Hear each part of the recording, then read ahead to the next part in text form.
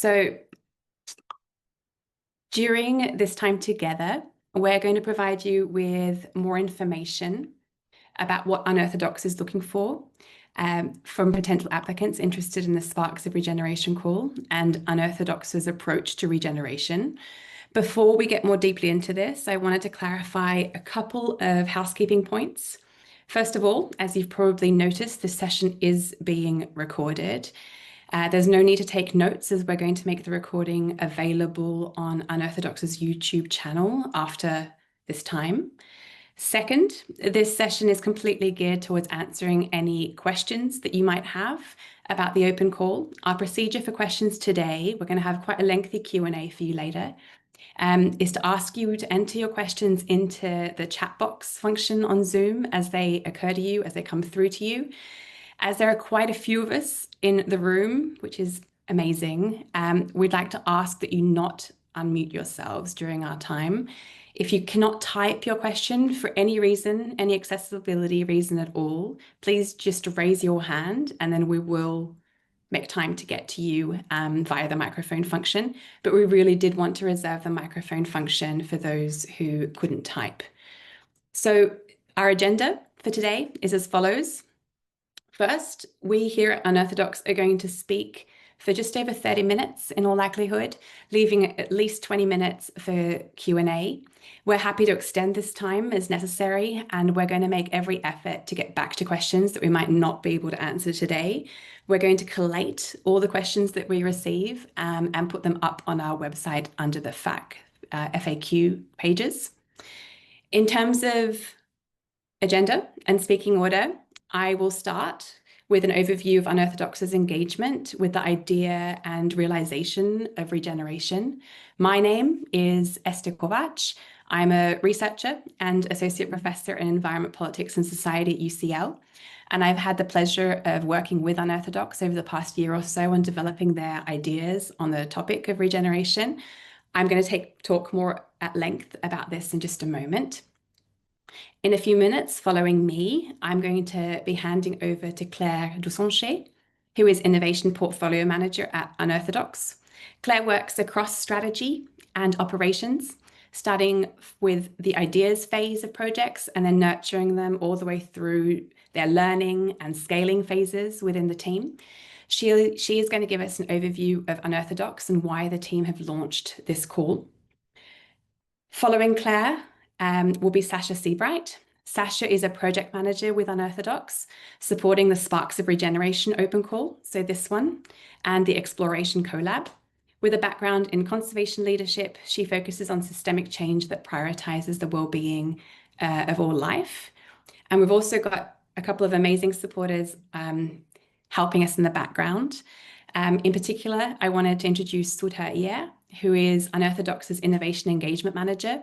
She anchors Unearthodox's strategic communication initiatives to really help amplify the organization's mission and impact. And Sudha will be joining us for the Q&A part of the session in half an hour or so. So I'm now going to start the substantive part of the webinar.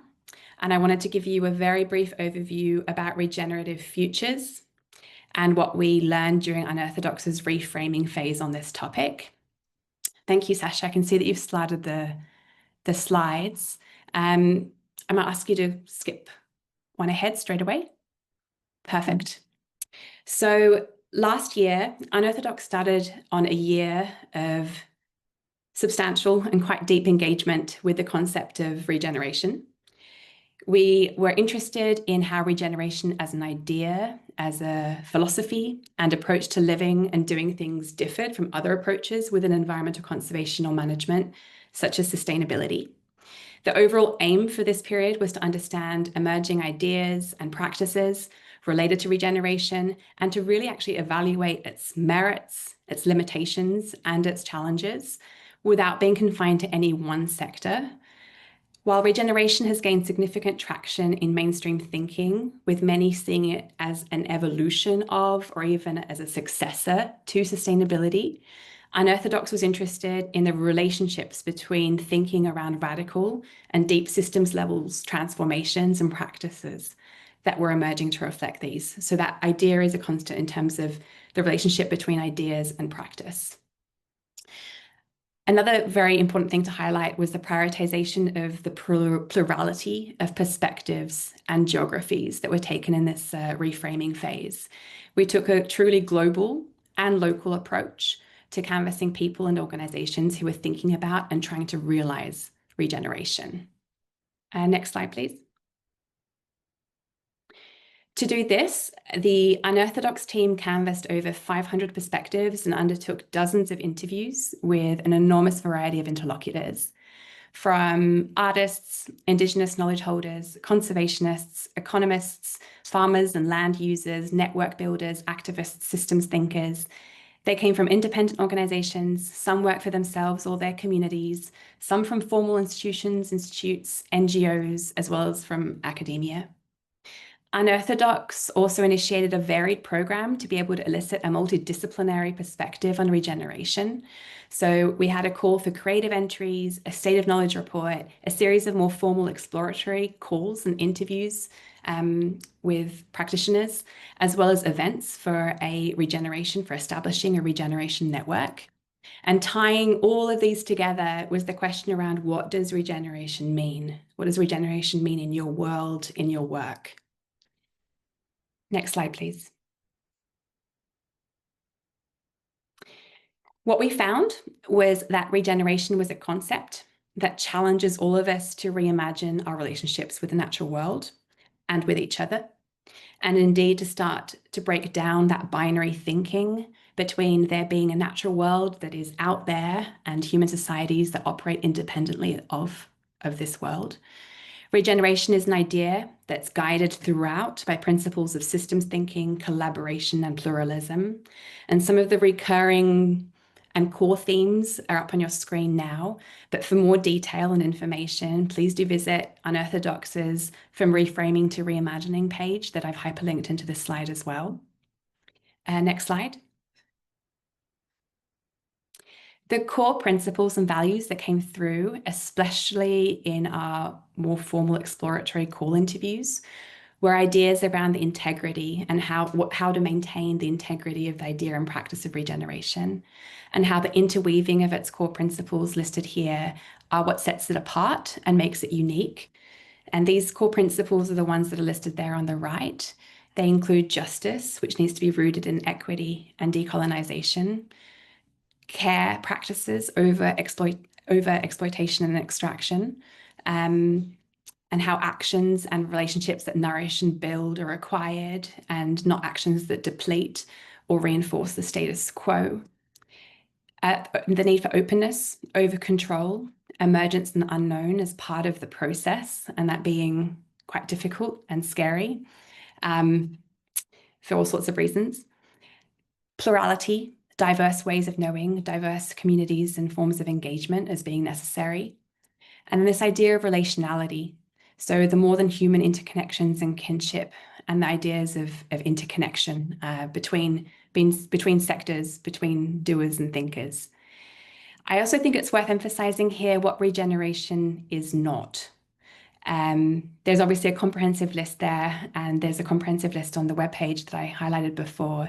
But a couple to highlight, literally just a couple, is fear around how regeneration's growing popularity is leading to regeneration becoming a buzzword, how it's becoming diluted or misunderstood and used superficially, especially when there isn't clarity around how these core principles are being worked towards or maintained. And these express themselves then in superficial funding calls that employ the rhetoric, but not the right people or practices. And then this stems to significant risks and potential consequences for the hollowing out of the term regeneration, leading to persistent or even new ways of extracting and exploiting nature and people and harmful relationships between people and the environment. And then another click for the next slide. And I think some of the further tensions that are listed here stemmed from some of the more practical insights into translating ideas around how to do things differently, to do things better and more regeneratively. And they're worth highlighting as I think they're very relevant to the open call and the sorts of reflections and bridges that we think people working in this space are truly grappling with. These trade-offs include individual action and systemic change and the interlinkages between these. So how is it possible to effect change? And if something starts working amongst a group of people, so very much the local level, how to cascade or link these up to systems levels? What is the relationship between the local and the global, and how to negotiate these with integrity? What are the dynamics and problematics of top-down instigated systems changes? Second, there are tensions here, interlinking tensions between the urgency of our current predicaments and emerging environmental, societal, political crises, and yet the long time it takes to build community and legitimacy and to practice and experiment and to build trust and change values in meaningful ways. And then last, but certainly not least, is the who. So what was experienced and seen as a constant tension between the need for decolonization and plurality, yet the institutional constraints and realities of the places and the people with the opportunities for building meaningful regeneration and informing regenerative practice and regenerative conversations. So we're sure that many of you considering putting together an application are similarly grappling with many of these tensions and trade-offs. And acknowledging that and reflecting that, I actually now want to hand over to Claire Dussanchet, who is going to give more detail about where Unearthodox would like to steer their engagement with regeneration and the thinking behind this open call. So I'm going to hand over to Claire now. Thank you very much, Esther, for this introduction, and I'm happy to go with the next slide, if that's okay. So I'm going to help further ground this session. And first of all, thank you for the energy and the interest. It's great to see the turnout around this call. To further ground the session with a few words around the whys of this call. Why did we choose to explore regeneration as an organization and support this work in this space? And over the past year, as Esther mentioned, we've been exploring regeneration. You can see this vibrant slide here with care. We've built on a decade of experience and systems work for nature conservation as the Luke Hoffman Institute, as part of WWF. And as mentioned, we didn't start with a fixed plan very intentionally. We opened the space for different voices, different ways of knowing. And by doing so, we created those very useful and necessary entry points to the topic through storytelling, through art, music, science, dialogues. We spotted a major research report. We've convened a 40 global change makers living lab for a week. And we opened this creative call to hear from people across the globe how they feel about regeneration. So that journey brings us here today and you all today. And the learnings that have emerged, that have surfaced, are really shaping this call to the core. My second why is the why now. And as Esther mentioned, the term of regeneration has gained traction for sure across sectors, but it's still very loosely been used as the next buzzword after sustainability, still without clear grounding often and critical reflection. So this is why we've launched a dedicated program last year called Regenerative Futures. And this call is part of this journey. The ambition, the aim was to pause and ask, what is regeneration really about? What's missing? And more importantly, how can we move towards regenerative futures and support this move without falling back into the same patterns of exclusion, of control, of injustice? Now, going back to the slide of the tensions that Esther touched upon, this is somehow the harvested insights of this year-long exploration. It's not like clear-cut answers, right? It's more It's revealing creative, I'm calling them catalytic tensions for real regenerative work. And I've been myself part of very conventional innovation processes in the past.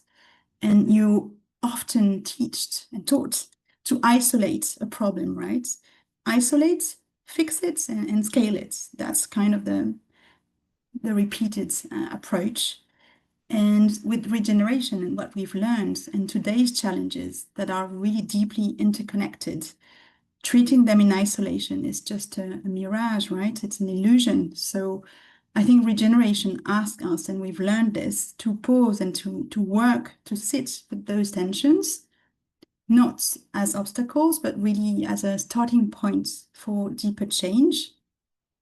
So we decided very intentionally again to bring those tensions to the core of this call, to the core of this application process, to offer an experience to you all, hopefully, and a way to share back what we've learned over a year long.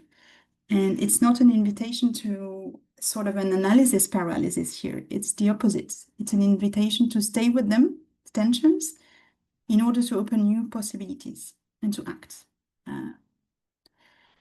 And then why this open call? And maybe we can move on. So with the slides, at Unearthodox, we see abundant talents every day and curiosity to help people and nature thrive. And yet very often we see that these promising ideas stall without the right support to become visible, fundable, and findable. So this open call is one answer to continue the journey that we began in 2024, to identify, cultivate your bold regenerative ideas, and to give visibility to those pathways, because I see them as very tangible pathways of change, and if not system change, like concrete system change stories that can then demonstrate, influence, and shape the conditions of the ecosystem. And then we can support the connections to build this living ecosystem over time. And then why Unearthodox? And this is the last slide on my end. We work at the edges and the bridges, as we say, of the ecosystem.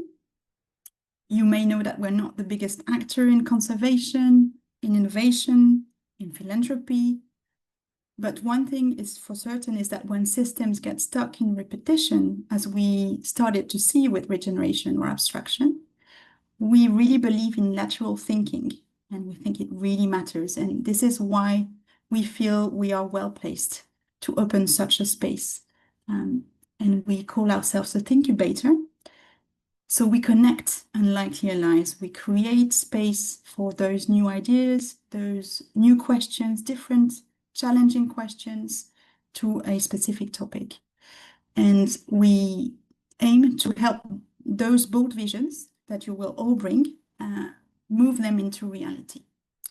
So with that, I'm just going to stop here. I'm very much looking forward to this session together today. And I'll hand over to my colleague, Sasha, to see with her what this looks like in practice. Over to you, Sasha. Thank you so much, Claire, and thank you everyone for being here. As Claire said, it's a real joy to see the turnout today, and I'm loving seeing all the seeds of wisdom in the chat and some great questions already coming through that we'll hopefully get to address later on. So as Esther and Claire have shared a bit of the context of Unearthodox, about the program, about the topic of regeneration, hopefully that already helps you contextualize this open call and see already how to craft a strong application. But what I'm going to go into more now is the practicalities of this open call. So as this slide says, now it's the time to turn ideas into action. And that's what we're hoping to do with the Sparks of Regeneration call, an invitation for innovators, disruptors, and change makers.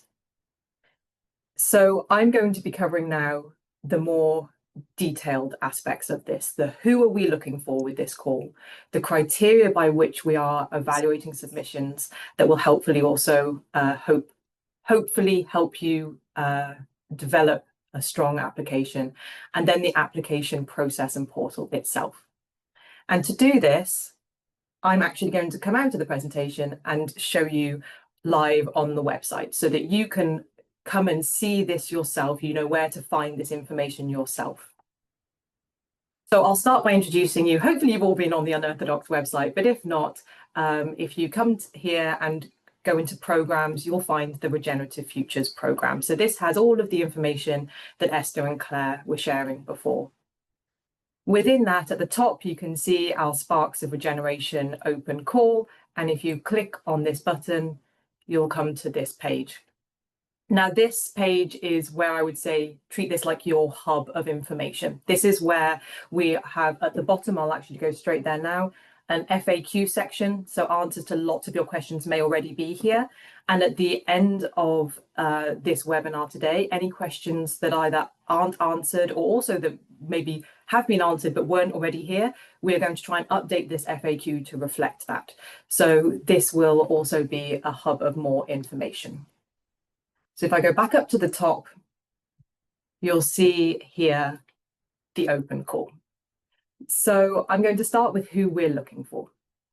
I will read this verbatim a little bit, and then I will bring in some of my own terminology and how I interpret it. So we are seeking innovators and change makers with early stage ideas or innovations that are already in motion. We are not looking for brand new, untested ideas or established projects seeking only to scale without significant change in direction or approach. So how I think of this is we are open to really, really early stage, but they cannot purely be conceptual. You have to have explored it somehow in your context. So yes, they can be very early, but you have to have tested it, explored it a little bit. And on the other end of it, they could also be very established. But you shouldn't be, for our incubation program, looking just to grow on the same trajectory without the ability to really reflect, take part in this collective learning process with us, and be willing and desiring to adapt and change direction potentially based on those discussions and learnings. So we're more than happy to have those very early stage and also more established projects, as long as you are open to changing direction, reflecting and adapting with us on this journey. Regarding the kinds of projects and ideas we are open to, we are looking for solutions that bring regeneration to life in areas such as nature conservation, climate, food systems, well-being, education, governance, and beyond. Now, this is to say that we are really aware that regeneration operates across all systems, can and should operate across all systems. And we are open to initiatives from all walks of life. But they should, I guess, have those pillars of that ecological, environmental, and social impact and well-being at the core of the initiatives.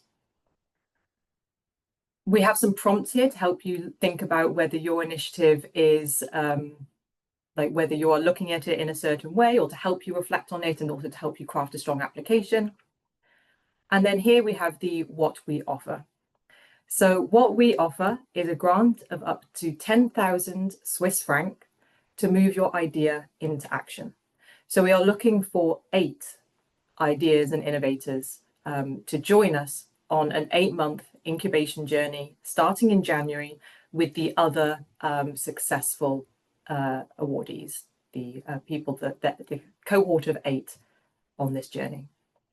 There will also be a shared pool of up to 50,000 Swiss franc in non-financial support, and that will be for us to mobilize depending on the needs of the 8 selected innovators.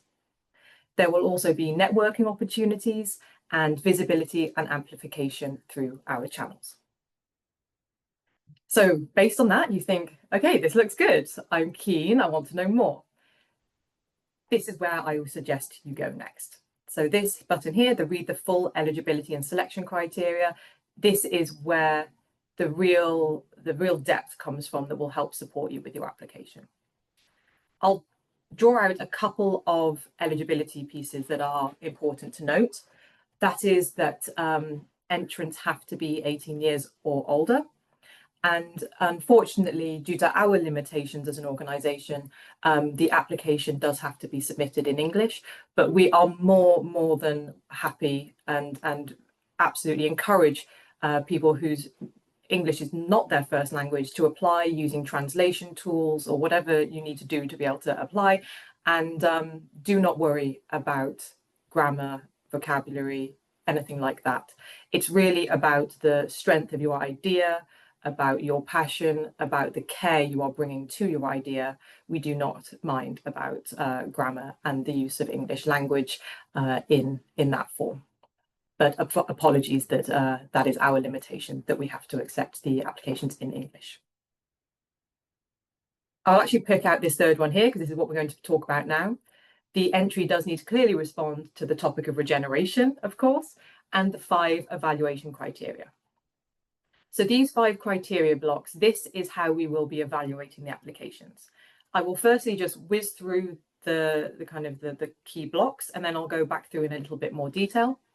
So each block is weighted behind the scenes. You don't need to worry about that, but the percentage here shows you how much weighting we are giving to that. So regenerative vision, 25%, community-rooted practice, 25%, innovation and imagination, 20%, equity and inclusion, 20%, and capacity and adaptability, 10%. So those are the weightings we are giving to each of these blocks. I will then go through these in a little bit more detail, as I saw earlier in the poll that you were interested in learning a bit more about the criteria. So, and if you have any more questions about this, please do put them in the chat and we can maybe answer those as well later. So regenerative vision, I think this is where that crux of the regeneration concept and how your idea responds to regeneration, this is where it should go. So this is really about how is your idea weaving those relationships between people, place, planet, and time. Knowing that regeneration isn't something that can happen overnight.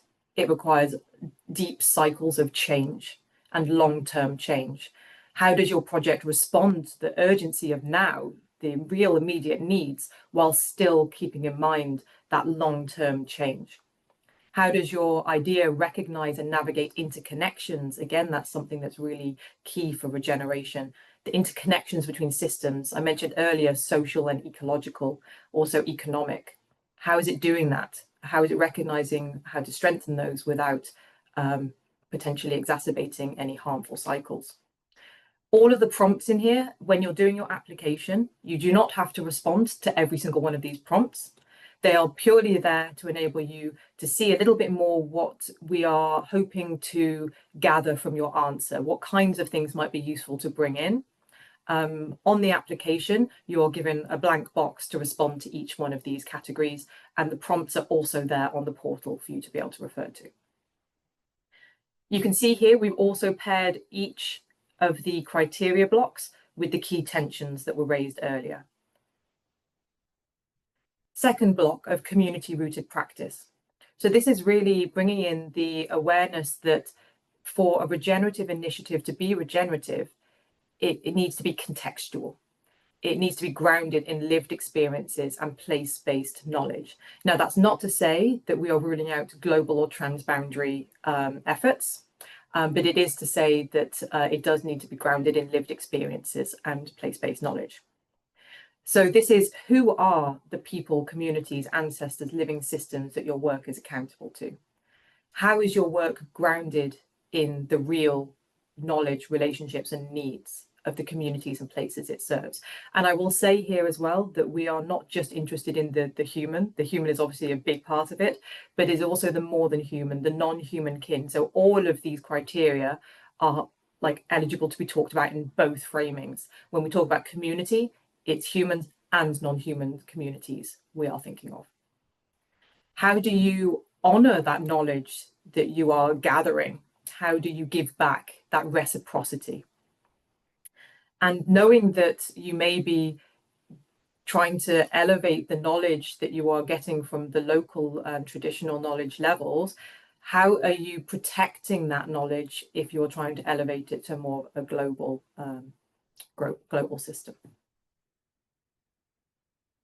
For innovation and imagination, this is really about moving beyond the status quo. So how does your idea move beyond the status quo in the context that you are operating within? Knowing that we can't always be creating new things. It's often about finding something, finding an idea elsewhere, applying it in a new way, applying it in a new context. So what is making your work different from existing approaches in the context you are looking in? How does it encourage people to see, act, connect, or live in new ways? And if it uses technology, how is it using technology whilst also building and deepening relationships with humans and non-humans instead of replacing those relationships? So this is looking about how is your initiative going beyond the current systems of harm, and how is it challenging dominant paradigms? The fourth block, you will notice there is some crossover here with some of the others, but this is really trying to bring to light how are you addressing the current power imbalances using your initiative. Who is leading the work? How are you making sure that those voices are being incorporated, human and non-human, within your work? How are you navigating those current constraints that we live in, whilst also tackling challenges rooted in colonial or top-down control?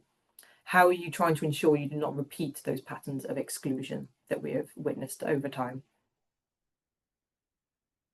And the last one I call the more practical block. So this is really about how ready are you and your idea to engage in that 8-month collective learning process? This isn't to say you have to be an established business. This isn't to say you've got to have loads of processes in place, but it's about what is in place right now.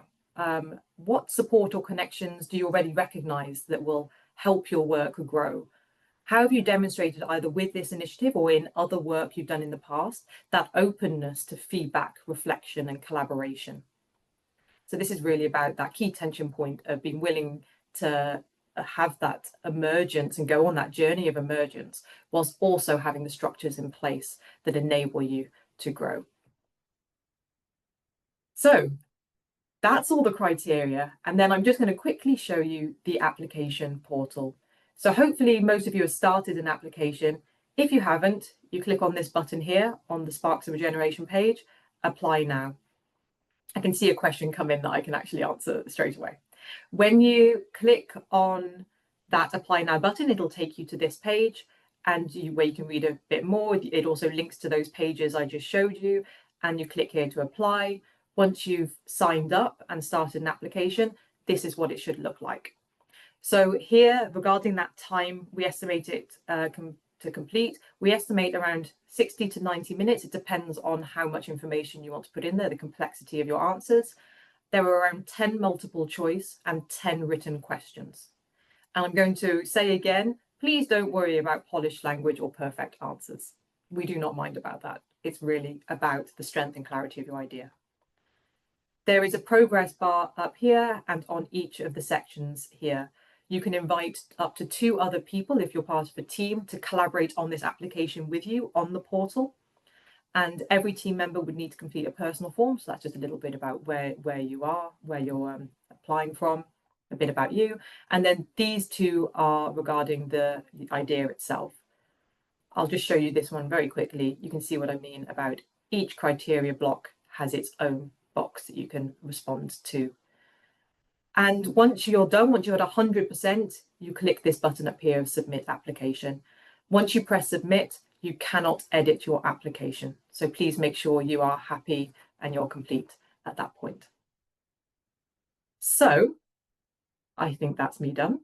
So I will hand back over to Esther, and I look forward to seeing more of your questions. Great. Thank you, Sasha. Thank you, Claire.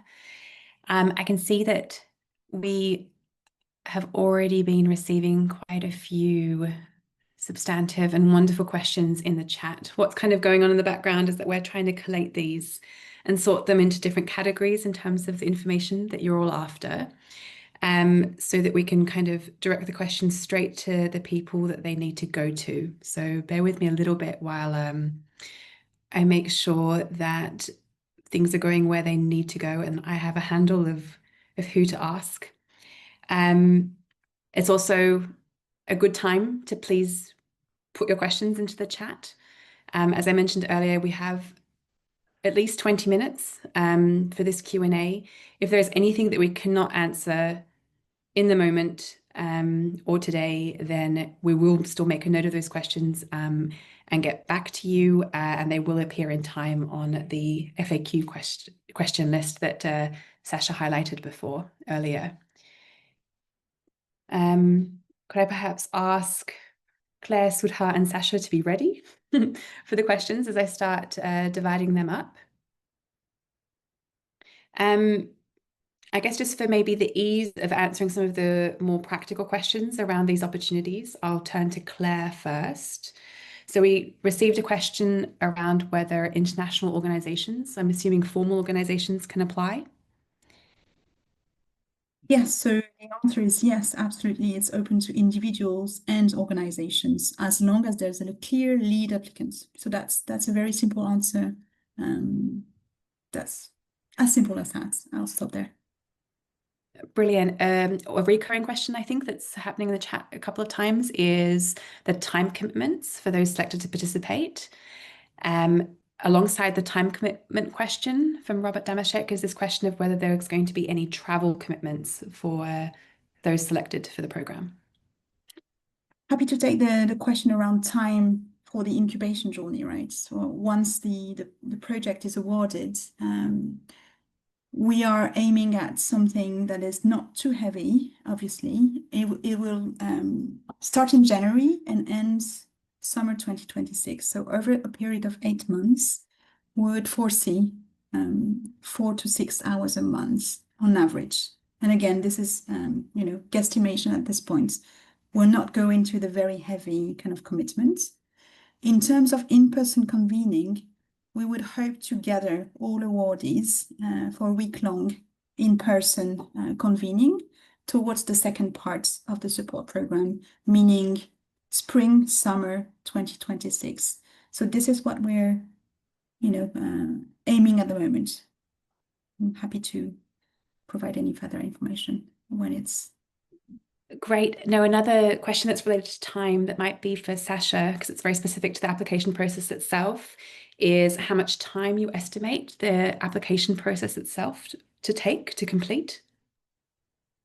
Yes, so 60 to 90 minutes. I think it really depends on the amount of time. You could spend more on that if you wanted. And I will actually also address one other question that's related to this, which is about whether you can see the a list of questions in advance. We have actually developed a list, like a PDF, for someone did request that directly who had accessibility needs. So although that is not linked to right now somewhere, we are planning on linking to that on our Sparks of Regeneration page.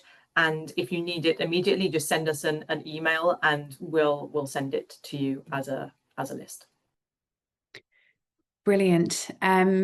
This question, I think, came up twice in different iterations, was how can potential applicants find out if their work is too early stage or not? So it's not only a concept, but it is very early stage. So what is the relationship there? Maybe it's a question for Sasha. I think, Claire, if you've got an answer, please go ahead. I mean, please feel free to compliment, but the way, obviously it's not a clear-cut answer, but I would say that we're not well positioned to support projects that are really at the conceptual stage, meaning they're still exploring, I'm calling it the recognition phase. They're still exploring the challenges they want to address, the problems they want to address.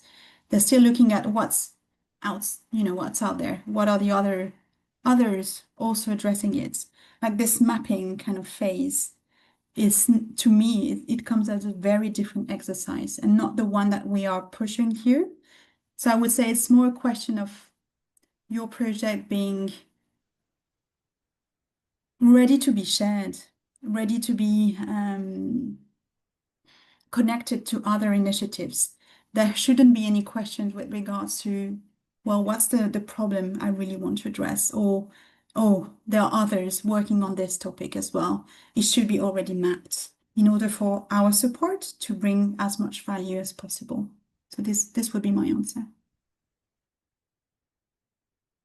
Don't know if Sasha wanted to come in, but there's kind of a complementary question here too, which might also be for Sudha in terms of an example.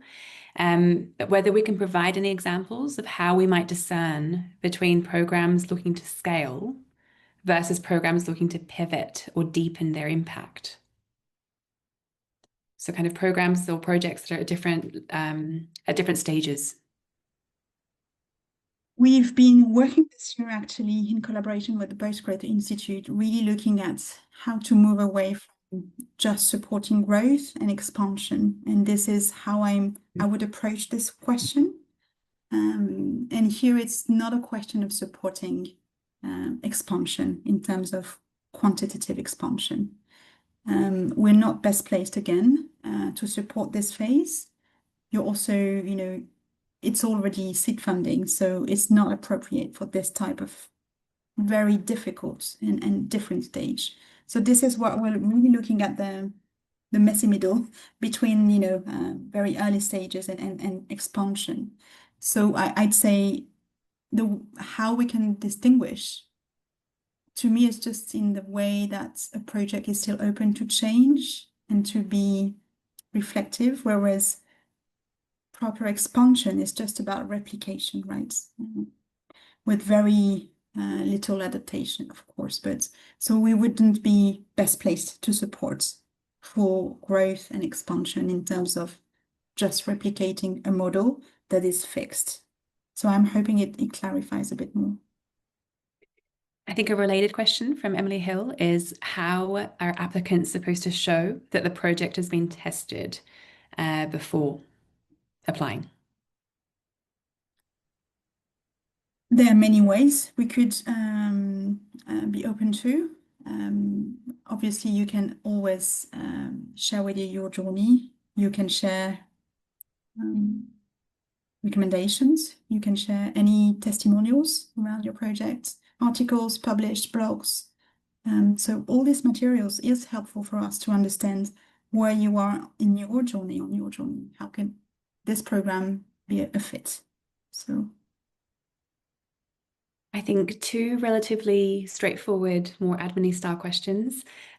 Whether Unearthodox has any preference towards supporting either startups or existing organizations looking to pivot, or whether there is equal interest between who they end up supporting and selecting.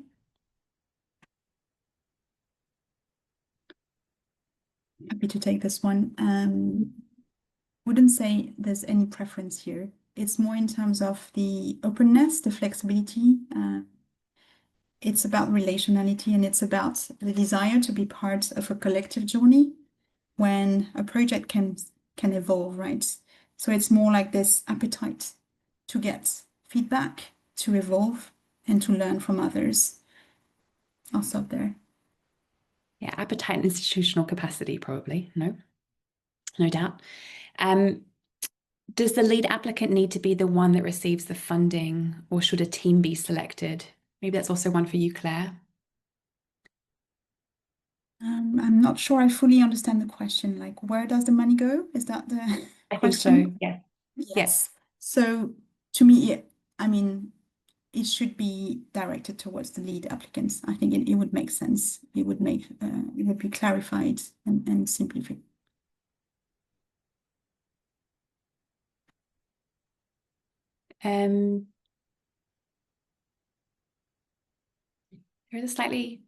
There's a few more conceptual questions.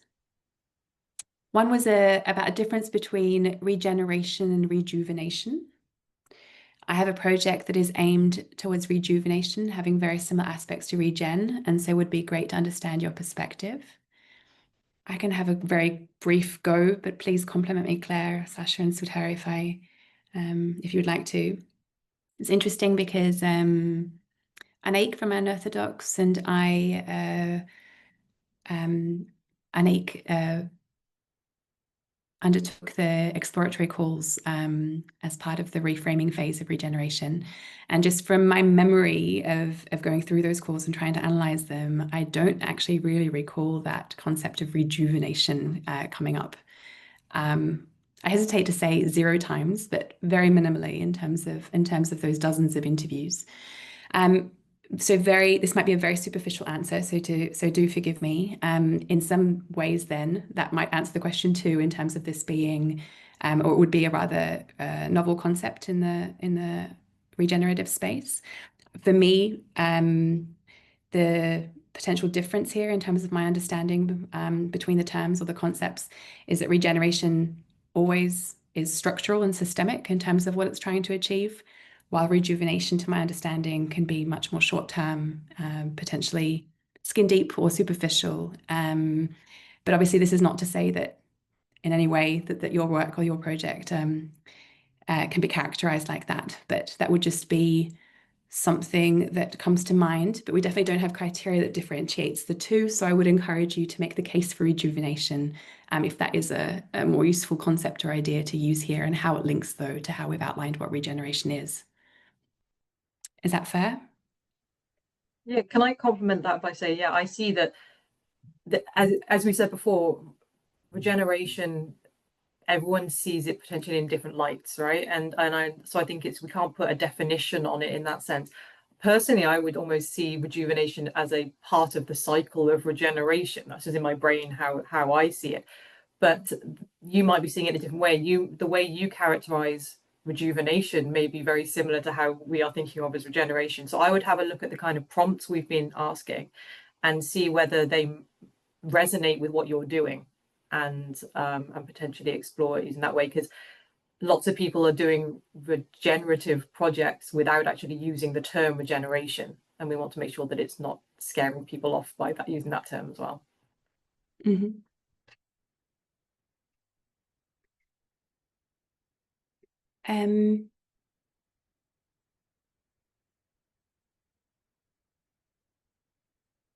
There is a question here about accountability and evaluation towards non-human kin, and how this concept or these relations are involved in any evaluation of applications, and whether that's something that I guess Unearthodox has given consideration to. I don't know, Sasha, whether you're the right one. Could you repeat the question for me? Sorry, Esther. What are we looking for in terms of accountability to non-human kin? And how is this idea of non-human kin and relations involved in the evaluation of applications? I guess it is a central thread in the ways that applications are being evaluated. I would say it's just in the way you're exploring your initiative, the way you're thinking about things, the way you're kind of, maybe, and it's also meant as a prompt to encourage reflection. Like maybe you realize when you're reading these things, oh, actually I hadn't really considered how the more than human is being represented. And so it's not kind of we are evaluating it under these very strict criteria of like, are they doing X, Y, Z? But it's more a case of, when you're doing regenerative initiatives, by, I would say, default, you are impacting the more than human world. So what are you doing to incorporate their needs and try and understand their needs and reciprocate within that process? Probably, I'm not sure that's a very clear answer, but I would love to welcome either Suda or Claire if they've got something they'd like to add to this.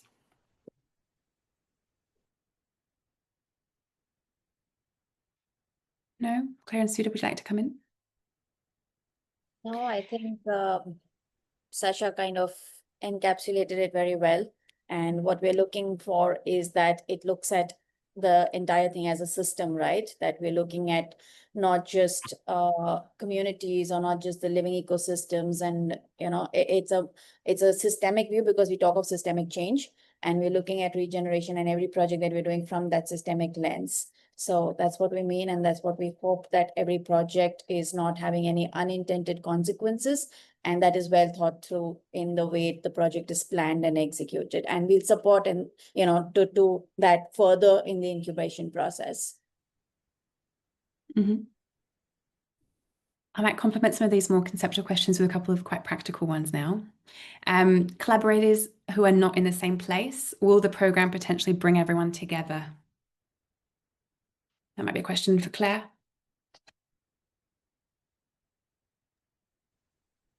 Are we referring to a convening in person? I beg your pardon? Are we referring to an in-person convening? Is that the question? Yes. Yes, so that's part of what we're aiming for. And as I said, I think we're going to plan this for next the second part of the support journey, which is spring to summer time to be.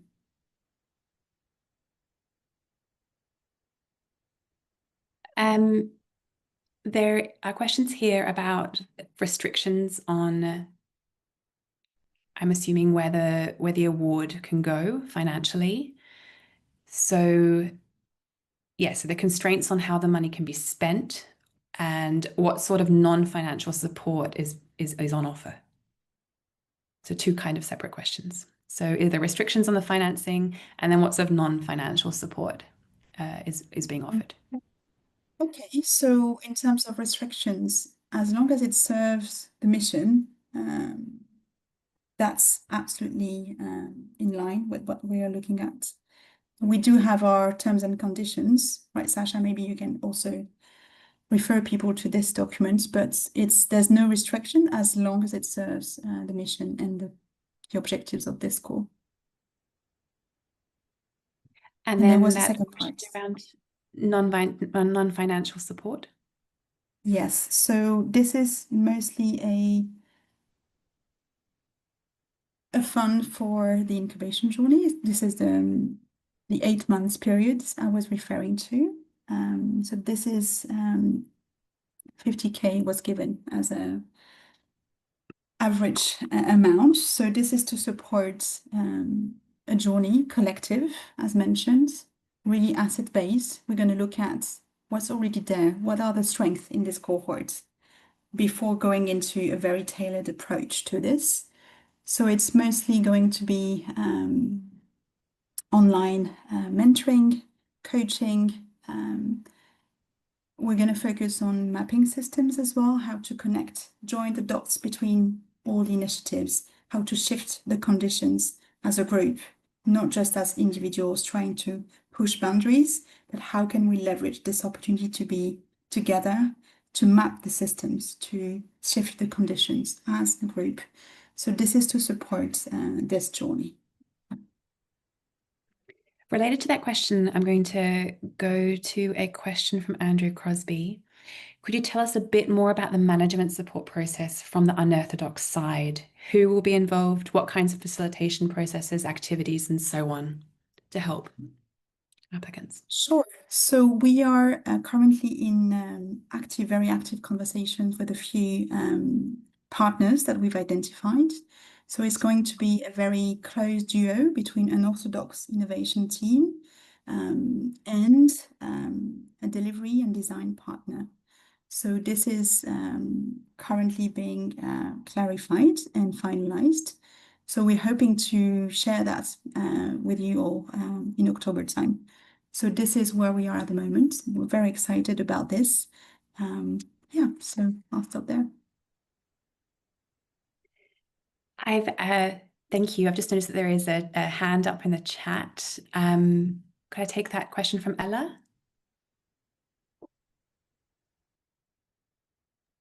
Yes, it took a little while to unmute myself.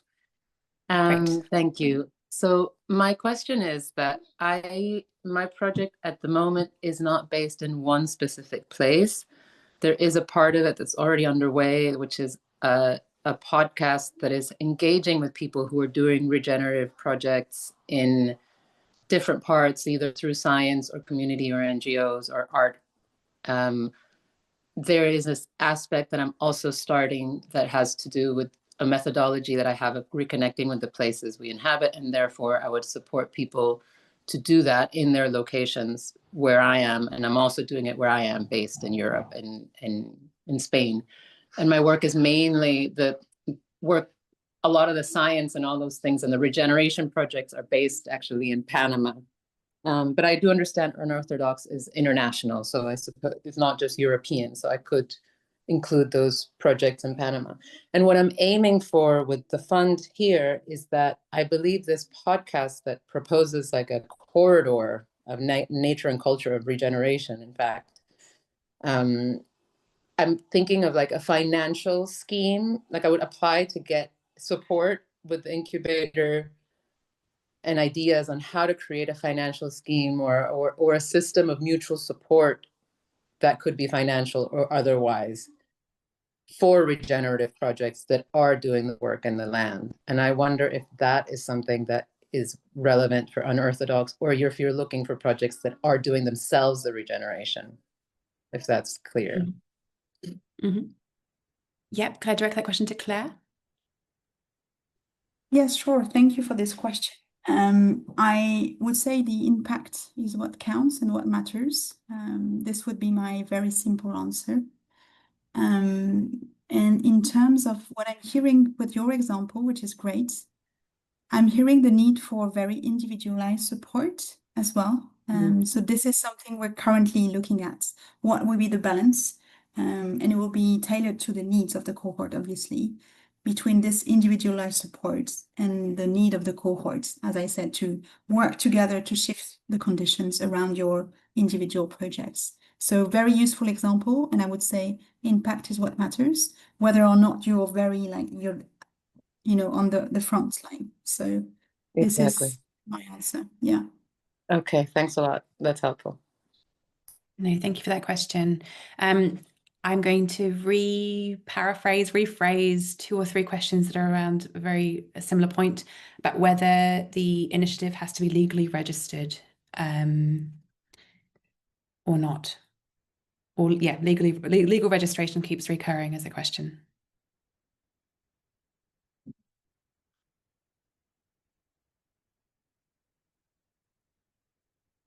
Can I direct that question to Sasha? I beg your pardon. I'm not sure I have the answer to that. I would say, Suda, do you know? Yeah, I'll step in and I'll say that's a very good question. And I have to get back to our legal team and check on that because we haven't really thought through that. So as Maya just posted on the chat, if there are questions that have not been answered, we are still harvesting all the questions. We are aware of the time limit. What we'll do, we'll add to the FAQ documents and try to answer almost all the questions that we can. So we'll find the answers and address it there. We might paraphrase, like Esther is doing, some of the repetitive questions into a common question, but we'll update the FAQ section of our webpage with the answers. A related question that keeps coming through in different iterations is basically when there are multiple applicants or multiple initiators behind an initiative, so multiple collaborators, will only one awardee be selected for the project, or will only the lead applicant be the one that receives the funding, or with the team, I guess, to get distributed funds? Sudha? Sorry. I can take that one. Okay. Great. So this is my understanding. Claire may want to challenge this if I haven't got it right. My understanding is that the funds will go to the lead applicant, the team lead, and the team lead is responsible for distributing the funds fairly. That is my understanding. Regarding taking part in the incubation program, because I think I saw a question on that too. In the past, it's typically been the three people from a team can take part in the program. So I believe that is what we are running on, the assumption of doing this time as well. That is why we restricted it to 3 people on the application form as well, under the assumption that it will likely be the same 3 people. Brilliant. Quite a straightforward question, I hope, on the application process, whether the selection is being completed on the application alone or whether there are further stages after the submission of the application.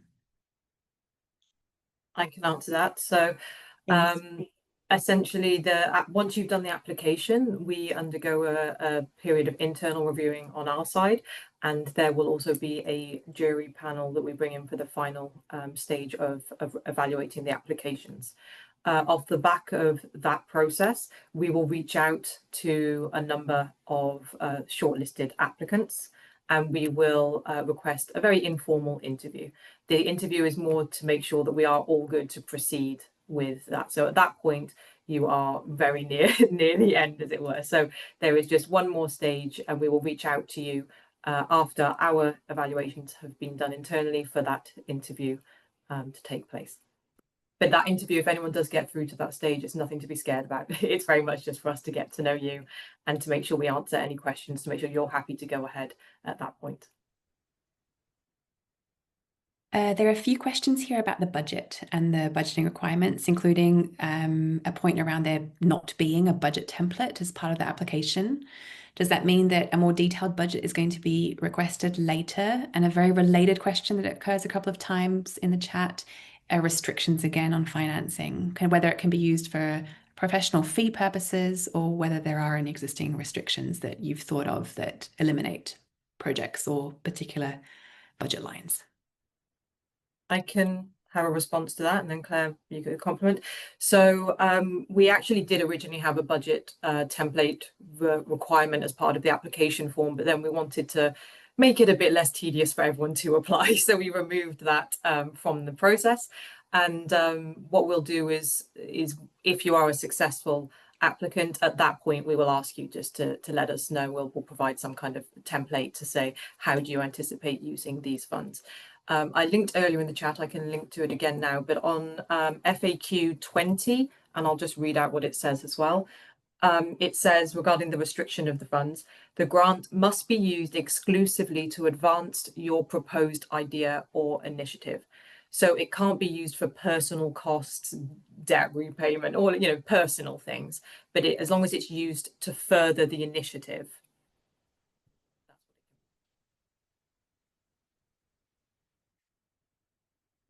There are a couple of really nice questions around networking and connection. So I guess networking, connecting people who are working in this space, applying through this call, thinking of applying for this call, and people who do apply for the call but will be unsuccessful, considering that there are only 8 planned initiatives that will be funded. Is Unearthodox thinking about making details available or networking with those who are identifying as organizations or individuals that are working in this space? That's a sort of question that's coming through a couple of times. It's a nice question, maybe for Claire. It's a really nice question, and this is something we've been discussing a lot within the team, to really think deeply and seriously about reciprocity and how to not make such processes extractive. So I wanted to share that this is really something we have very top of our list. And at the moment, although we cannot commit because we're still a very short and small team, we're really looking at giving back. The first thing we want to do is to provide an experience, and this is what we attempted to do through the application process. And we hope that it will provide something more experiential than a very traditional kind of form and basic questions. Again, drawing on all the learnings we've surfaced over the last year. So that's one facet of this. The other facet is, and again, I'm not committing, but this is our aim, to go back to everyone who's applied with hopefully a very insightful distillation of the trends, like what is it telling us, and how can we give visibility to this whole that you all represent, bringing different facets of it.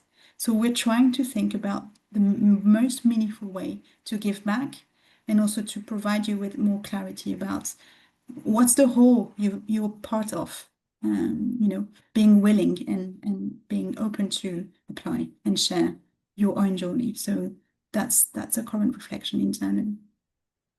Mm-hmm.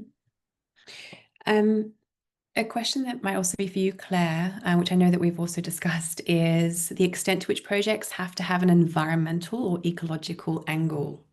So there is an example given here. So when we're talking about climate change, for example, will Unearthodox support projects that look into how climate change affects health in communities and how community stewardship is put into practice to mitigate these effects?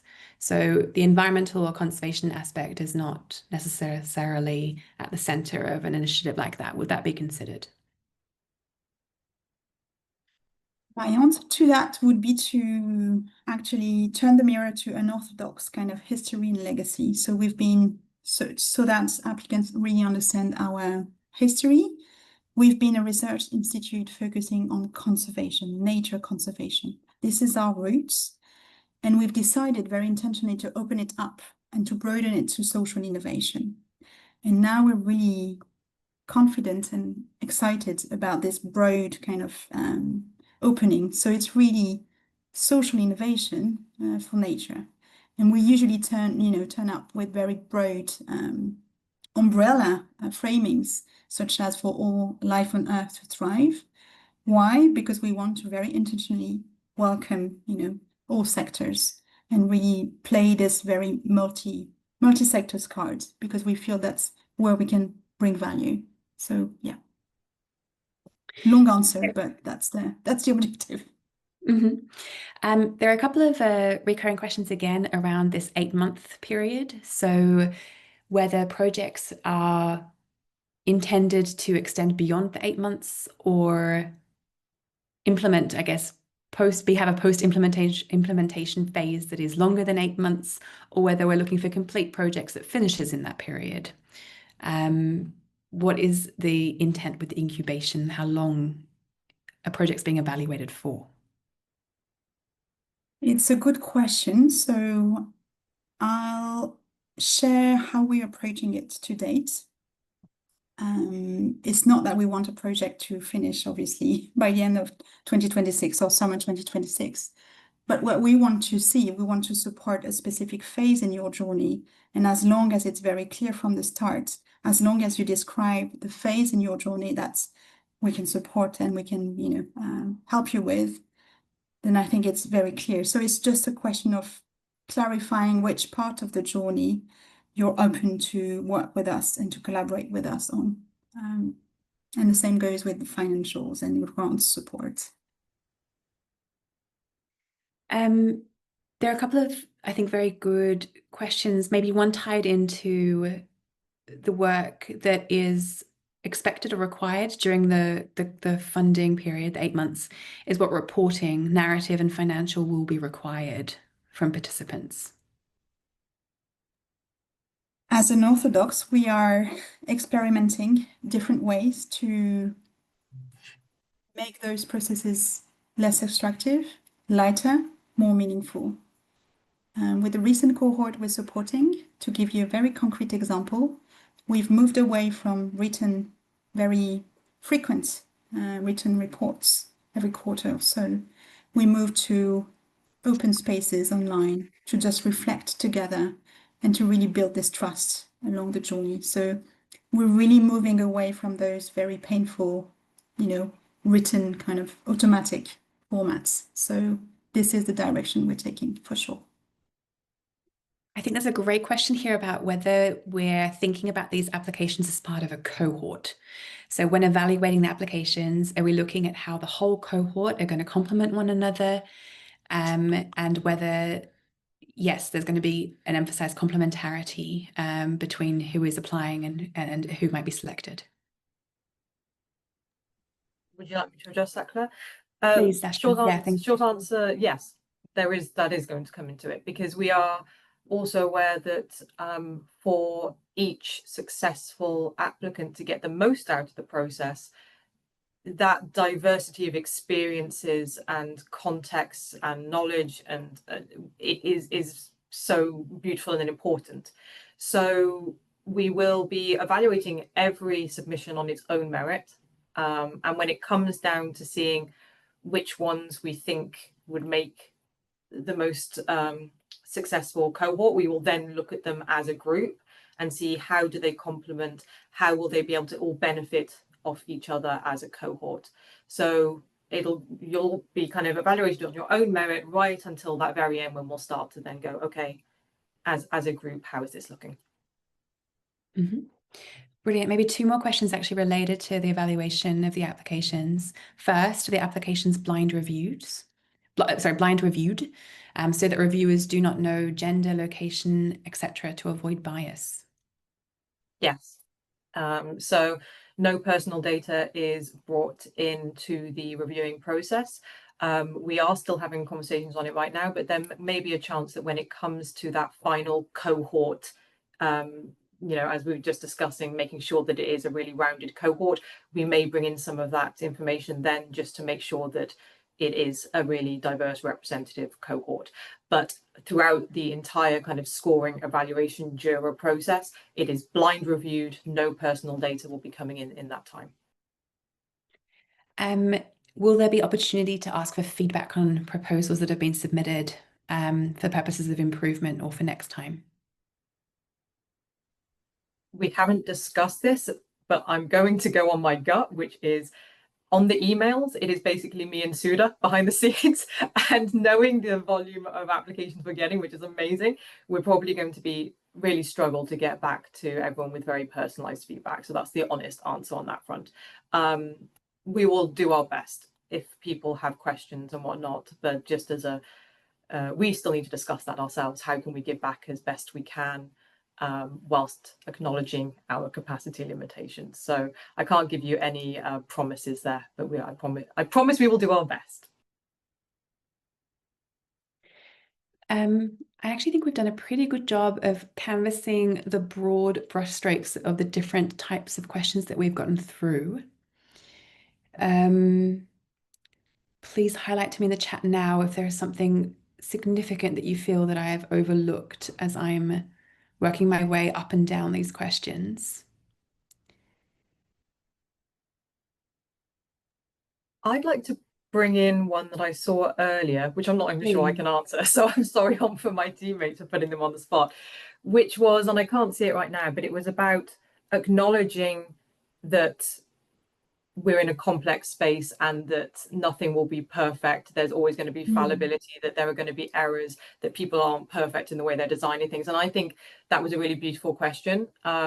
Personally, I see, I think a lot of us hopefully see failure not as a bad thing. It's about a moment to learn, an opportunity to reflect and move forward. So I think that's how I personally would see it in this process, is that these opportunities, these tensions that we've also kind of unearthed, we're not saying that you can solve them, that you're going to be on a spectrum on this tension, and there are going to be moments where maybe you want to push a bit more in one way and it's a struggle, and we're part of this incubation process is for us to help you reflect on these struggles, work through these, see how other people are working through them. So I definitely would, how I see it, and I also open it up to Claire and Sue to compliment, is that it's we wouldn't see things as errors, as wrong, as failures. It's about working through these things together and seeing how can we do better. Where can we mitigate things where possible. So it's a journey that we're going to go on. That's how I would see it. Mm-hmm. There are two more questions here that have come through again, just in terms, I think they might be linked in some ways in terms of funding expectations. So the first question is, where does the money for the program come from? I'm assuming for the program as a whole in terms of the awards of 10,000. That's how I'm interpreting that question. And there is another follow-up question about the goals of the program, the outcomes of the program. So what is Unearthodox hoping to achieve with the successful applicants? I think they might be questions for Claire. Happy to take them, yes. So in terms of the funding, we are relying on philanthropic funds, and so it's public, it's on the website. So it's one donor, it's the Foundation Hans Windorf. It's absolutely public. With regards to the outcomes, what I could say is that, as I mentioned in the intro, I would say that our aim here is to create an initial pool of tangible pathways to move from research, conceptual approaches to regeneration, to come up with a handful concrete and powerful stories and pathways. And then our job, our support will be to cultivate those bold ideas and to shift the conditions, to influence the landscape, to make them thrive, to hope, and with a hope that we create a movement, we create something bigger than us, bigger than this group. So it's always a question of critical connections here, not critical mass.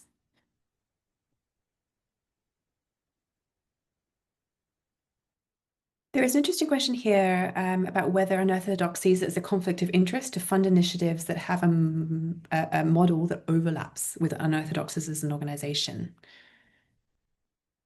I'm not sure I entirely understand what you mean by an overlap with the model of Unearthodox. Do you mean another organization that is working in the conservation and environmental space? So a little bit of clarification on that question might help us answer it. I'll chip in with my interpretation. As a consultant, I can maybe speak more freely, and I may be inaccurate on this. But how I see it is that we're all operating in the space to create the most impact we can within the world and create the best outcomes. So I don't think we're precious about trying to be like, well, we want to be the best at what we're doing in this space, and we don't want anyone else to succeed at our expense. So how I see it is that we would want to champion you, even if you are a conflict to us, or yeah. So I can see nods. So yes, I would say short answer, no, not a conflict of interest. Please do apply. Mm-hmm. There are a couple of questions. There was one before from a potential applicant who is based in Egypt and another who is based in Zimbabwe. And there is a question here about whether there are any countries of residence that are not eligible to apply. That might be one for Sasha. Yeah, so I'm actually going to refer to our FAQs again here. And here we go. So it's FAQ 7 on this link. And our restrictions regarding eligible countries is purely based on, can we physically get the money to you at the end of the day? And so a lot of that is to do with any international sanctions that are in place. So we will obviously, that is something that potentially changes. We encourage everyone to apply unless you know it's just not going to be possible, and in which case then that don't waste your time in doing that, because we you know, time is valuable. But we have linked some of the current international sanctions that we go by in FAQ 7. That is the limitations that we are working on. Regarding, I did see there was some questions about particular countries in the chat. If you have a question about a particular country, please feel free to email us, and we'll look into that directly for you. Yes, that was something that definitely. I'm sorry, Sudha.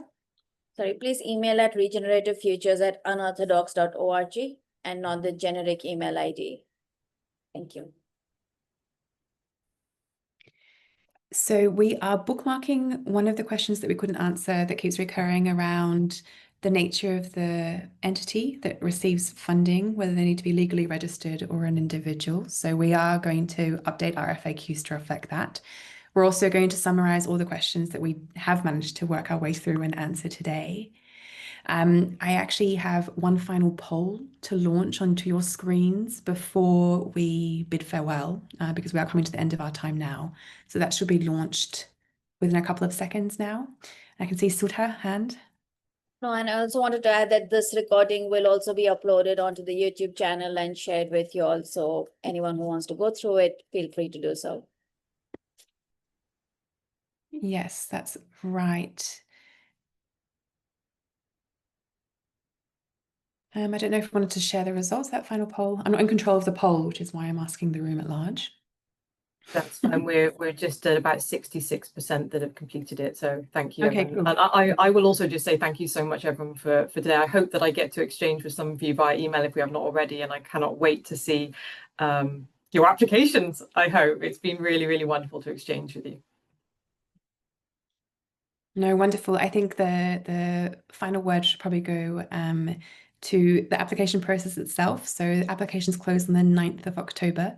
And in the interim, if you have any questions at all, then please reach out to the email address that Sudha has just made available before. And thank you very much for your feedback on this clarity check. It really helps us in our planning and going forwards in terms of planning and organizing these webinars. So thank you very, very much.